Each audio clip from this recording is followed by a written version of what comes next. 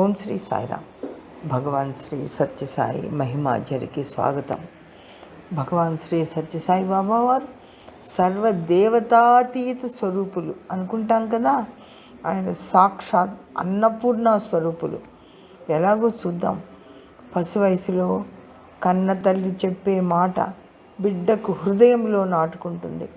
ఒక బాలుడిని తల్లి బాబావారి ఫోటో చూపి ఈయనే దేవుడు అని చెప్తుంది. అది అతని హృదయంలో నాటుకుంటుంది. అతడు బాల వికాస్ విద్యార్థి అవుతాడు. తర్వాత తల్లిదండ్రులతో పాటు సత్యసాయి సేవా సంస్థ భీమవరంలో బాల వికాస్ కార్యక్రమాలలో పాల్గొంటూ పొద్దుటే నగర సంకీర్తన, సాయంకాలం భజన, ఆదివారం అన్నం ప్యాకెట్లు అన్నార్తులకు ఇవ్వటం, నేత్ర వైద్య శిబిరాలలో పాల్గొనడం, ఇవన్నీ చేస్తూ ఉంటాడు. సత్యసాయి సేవలో తల్లిదండ్రులతో పాటుగా పాల్గొంటుంటాడు. ఆ బాలుడి హృదయంలో భగవంతుడు అంటే సత్యసాయి బాబాయే అని స్థిరపడుతుంది. అందుకే బాల వికాస్ చిన్నప్పటి నుండి తల్లిదండ్రులతో కలిసి పుట్టపర్తికి వెళుతూ ఉంటాడు. ఒకమారు అతడు స్వామివారి 60వ పుట్టు పండుగ సందర్భంగా తల్లిదండ్రులతో కలిసి పుట్టపర్తి వస్తాడు. తిరిగి వెళ్ళేప్పుడు వాళ్ళ నాన్నగారు అతడికి 250 రూపాయలు ఇచ్చి, నువ్వు మరి కొన్ని రోజులు బాబావారి దర్శనం చేసుకున్నాక రా, ఖాళీగానే ఉన్నావు కదా అని చెప్పి వెళ్తారు. ఆ పాటికి అతడి డిగ్రీ చదువు పూర్తి అవుతుంది. వాళ్ళ ఊరు పాలకొల్లు. అక్కడి నుండి అనేక మంది సినిమా ఫీల్డ్లోకి వెళ్ళి ఉంటారు. ఇతనికి కూడా సినిమా ఫీల్డ్కి వెళ్ళాలనే కోరిక ఉంటుంది. తల్లిదండ్రులు వెళ్ళిపోయాక ఒకరోజు లైన్స్లో కూర్చొని ఉండగా స్వామివారు పలకరిస్తారు. నేను సినిమా ఫీల్డ్కి వెళ్దామనుకుంటున్నాను స్వామి అంటాడు. ఉండు, తర్వాత మాట్లాడుతా అంటారు స్వామి. వారు అలా ఉండు ఉండు అంటూనే రోజులు గడిపేస్తూ ఉంటారు. అతడి దగ్గర ఉన్న డబ్బులంతా అయిపోతాయి. మర్నాడు పొద్దున టిఫిన్ తినటానికి కూడా డబ్బు లేదు. అయితే అతడికి తల్లి చెప్పిన మాట ఒక్కటి గుర్తుంటుంది. స్వామికి ఇష్టం లేని పని ఎప్పుడు చేయవద్దు అని అమ్మ చెప్తుంది. అతడి దగ్గర పొద్దున టిఫిన్ తినని కూడా డబ్బులు లేని దీనావస్థ. అందువలన స్వామి అనుమతించకపోయినా రేపు వెళ్ళిపోవాలి అనుకుంటాడు.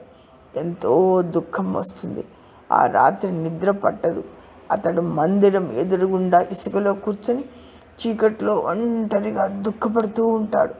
స్వామి, నీకు ఇష్టం లేని పని చేస్తున్నాను. రేపు నేను వెళ్ళిపోతున్నాను. నా దగ్గర మా ఊరికి రైలు టికెట్ తప్ప ఒక్క రూపాయి కూడా అదనంగా లేదు స్వామి, నన్ను మన్నించండి అని కళ్ళ నీళ్లు కారుస్తూ నిర్మానుష్యంగా ఉన్న ఆ ప్రదేశంలో ఏడుస్తూ ఉంటాడు. అతనికి కళ్ళు మూసుకొని స్వామికి నివేదించుకుంటూ ఉంటాడు.